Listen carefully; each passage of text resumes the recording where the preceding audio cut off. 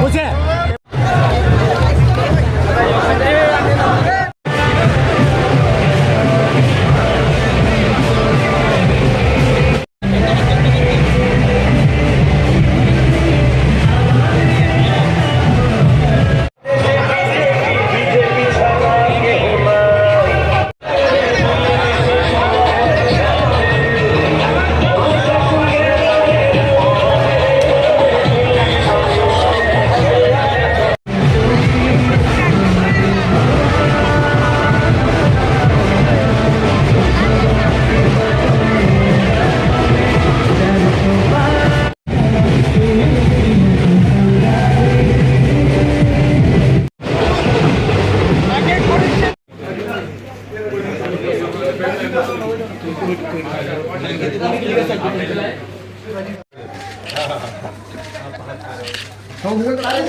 আরে কি অবস্থা স্যার একটু দিকে তাকান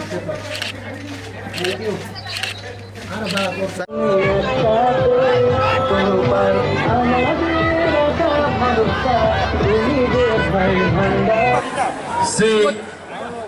বিপ্লব কুমার দেবজির একটু আগে আমরা সবাই মিলে এখানে ওনার যে আজকে আমরা নমিনেশন সাবমিট করলাম সেই উপলক্ষে আমাদের মাঝে হরিয়ানার মাননীয় মুখ্যমন্ত্রী এবং হরিয়ানার প্রাক্তন মুখ্যমন্ত্রী এবং আমাদের মাঝে আমাদের ত্রিপুরা প্রদেশ বিজেপির মাননীয় সভাপতি এবং আমাদের বিপ্লবজি আমাদের সাথে আছেন এবং ফণিদা যাকে আপনারা সবাই চিনেন ফণিদাও আমাদের সাথে আছে এবং আজকে সত্যি একটা আনন্দের দিন যে একসাথে ভারতীয় জনতা পার্টির পতাকা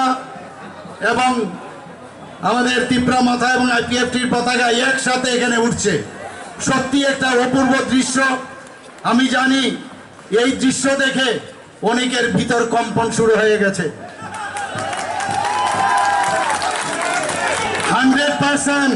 100% এর জিত আর এই জিত কার আমাদের যশস্বী প্রধানমন্ত্রী নরেন্দ্র মোদীজি